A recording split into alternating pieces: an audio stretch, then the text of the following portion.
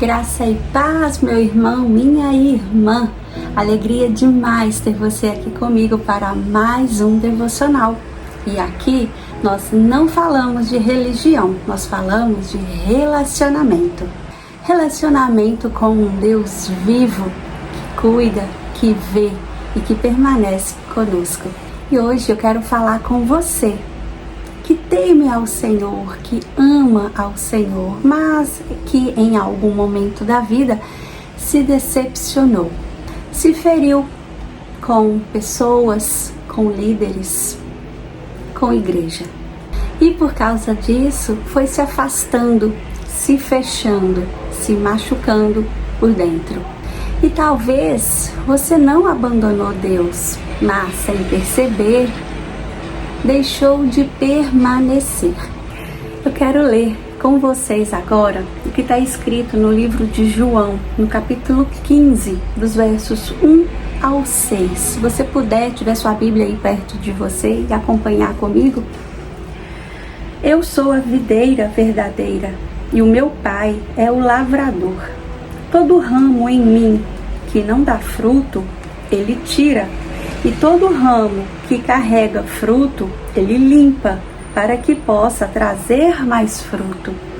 Agora vós estáis limpos pela palavra que eu vos disse. Permanecei em mim, e eu em vós. Como o ramo não pode dar fruto por si mesmo, a não ser que permaneça na videira, assim também vós não podeis, a não ser que permaneçais em mim. Eu sou a videira, vós sois os ramos. Quem permanece em mim e eu nele, esse dá muito fruto, porque sem mim nada podeis fazer.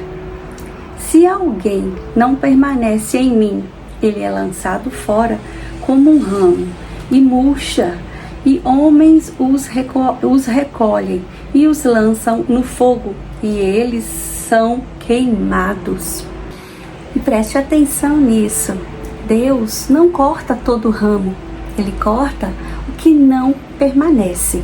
Ele corta aquele que não dá fruto.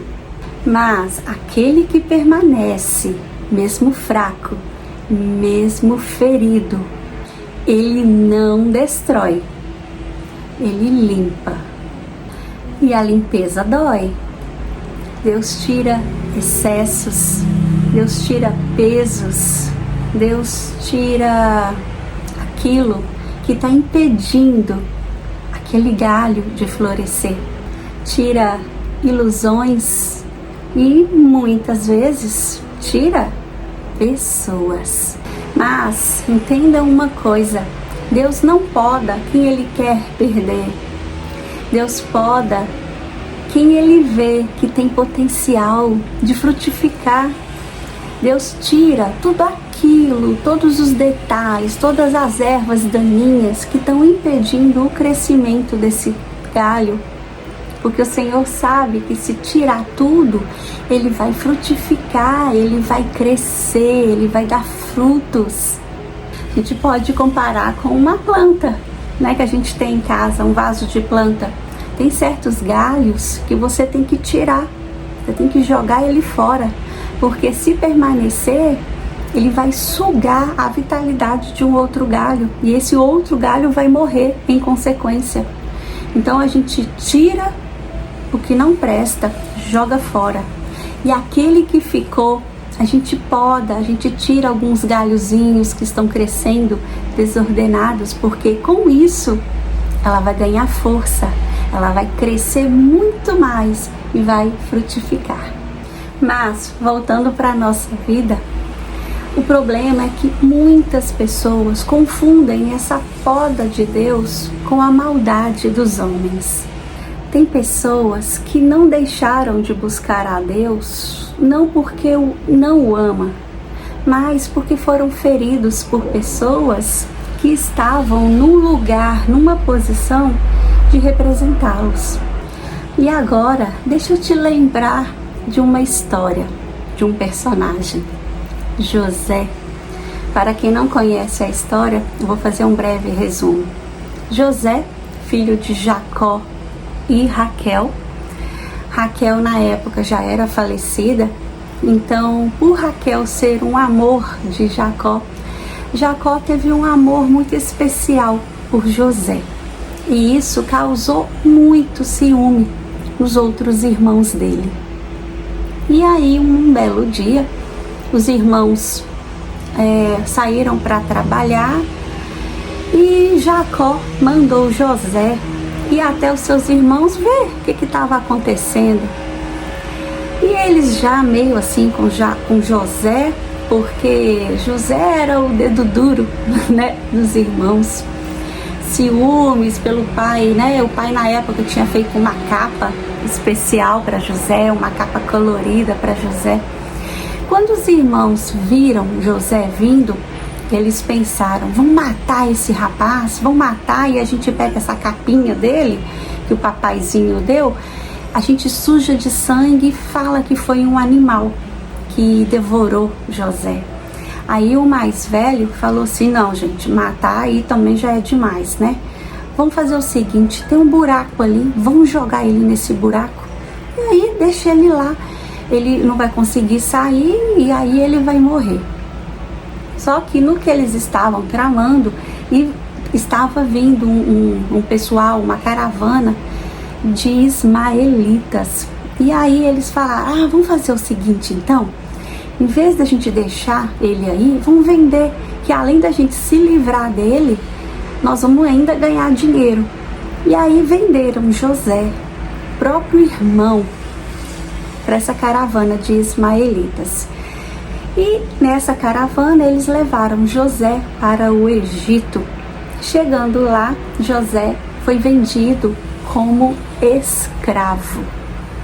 Imagina o coração desse rapaz, amado pelo pai principalmente, com roupa limpa, caminha limpa, e agora ele estava numa terra distante como escravo.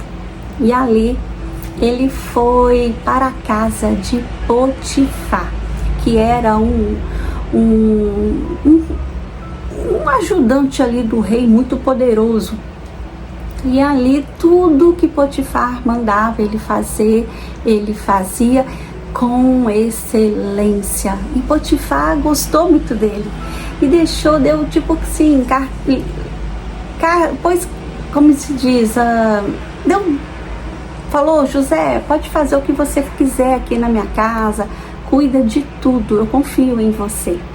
Só que o inimigo é tão astuto que pegou a mulher de Potifar. Ela devia estar observando José e aproveitou a situação, porque como que o meu marido dá toda a liberdade para um homem que ele nem conhece e para mim não? E aí ela chamou, seduziu José, mandou ele até o quarto dela. Quando ele abriu a porta, eu suponho que ela estava nua. E aí José falou: não, desse pecado eu não morro, e correu. No que ele corre, ela puxa alguma roupa dele, e para ele se livrar, tipo assim, né, uma blusa, ele se livrar, ele deixou essa roupa para trás. E ela, no que viu José fugindo, ela deu um grito e chamou todo mundo, os guardas, inclusive às vezes até Potifar, e falou: olha aí quem que vocês estão fazendo. José, quem que vocês confiam, tentou me seduzir. Olha que ingratidão. Nisso José foi para o calabouço. Potifar mandou, tipo assim: eu te dei toda a confiança da minha casa e você faz isso com a minha esposa. José, coitado, foi para a prisão. Chegando na prisão, ele ficou lá mesmo preso. A palavra de Deus fala que ele não deixou de buscar o Senhor. E ali o principal da prisão confiou tanto também em José, viu que ele era um rapaz bom e deu a chave da prisão praticamente para ele. José começou a servir a todos ali na prisão. E na prisão, dois servos também de Faraó, um copeiro e um padeiro, foram para a prisão. E ali na prisão, José fez amizade com eles. E aliás, ambos tiveram um sonho e contaram para José. José decifrou o sonho deles. E nesse sonho José falou: olha, você vai voltar para o palácio, o faraó vai te perdoar e você vai ser morto.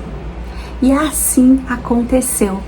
Um morreu e o outro foi chamado para voltar ao trabalho. E aí José fala assim com esse que voltou ao trabalho: quando você estiver na presença de Faraó, lembra de mim. Poxa, eu estou preso aqui injustamente. E ele falou: não, pode deixar, eu vou falar de você para Faraó. Passou muitos anos e Faraó teve um sonho também. E aí esse rapaz se lembrou de José e falou: Faraó,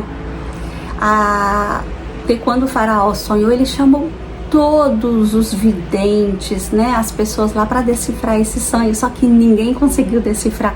Aí ele falou: Faraó, no tempo que eu estive preso, tinha um rapaz lá que decifrou o meu sonho. Por que você não chama ele? E assim Faraó fez. Faraó mandou chamar José da prisão para que ele pudesse decifrar o sonho. E assim, com o Senhor, José sempre buscando ao Senhor, conseguiu decifrar o sonho de José.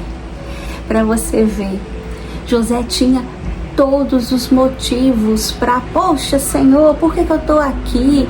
O Senhor não existe? Por que o Senhor está sendo tão ingrato comigo? Mas não, em todo tempo José nunca deixou de buscar o Senhor. O Senhor estava fazendo uma poda, e que poda, na vida de José, mas ele continuava enxertado na videira viva que é o Senhor. Faraó então conta o sonho para José e José decifra e fala que haveria 7 anos de muita bonança, de muita fartura, e 7 anos de sequidão, de seca, de miséria. E Faraó ficou tão maravilhado por José decifrar esse sonho tão cabuloso, decidiu pôr nas mãos de José o governo do Egito. E o mesmo Deus que permitiu a poda, que permitiu tudo o que aconteceu com José, foi o mesmo Deus que abriu a porta do palácio para José. O mesmo Deus que permitiu a prisão foi o mesmo Deus que levantou José como governador. E então veio o momento da sequidão.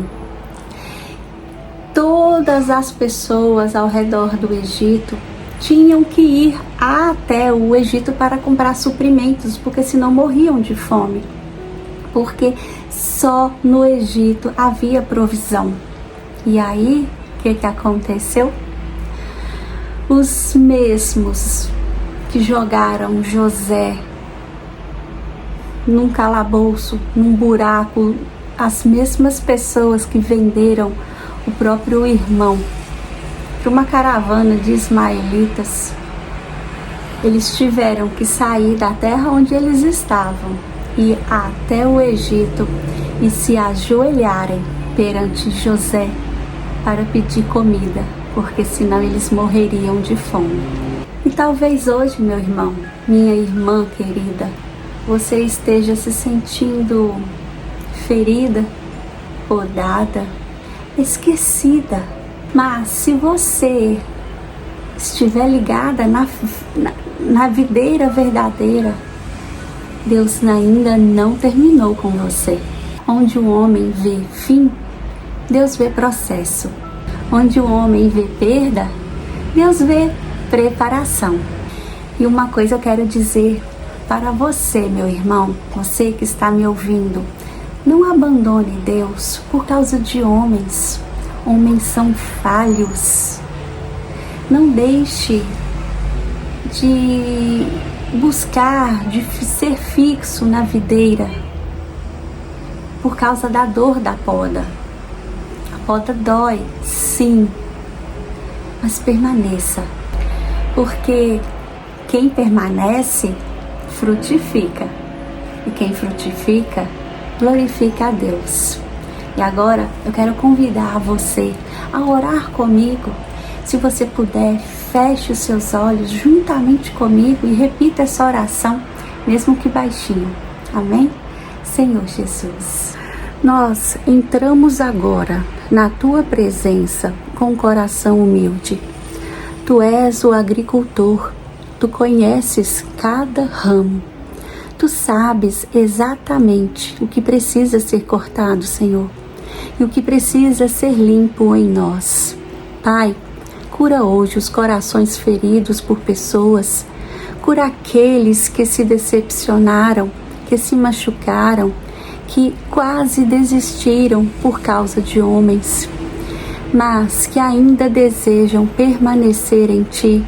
Senhor, Pai, nos ensina a não confundir poda com rejeição.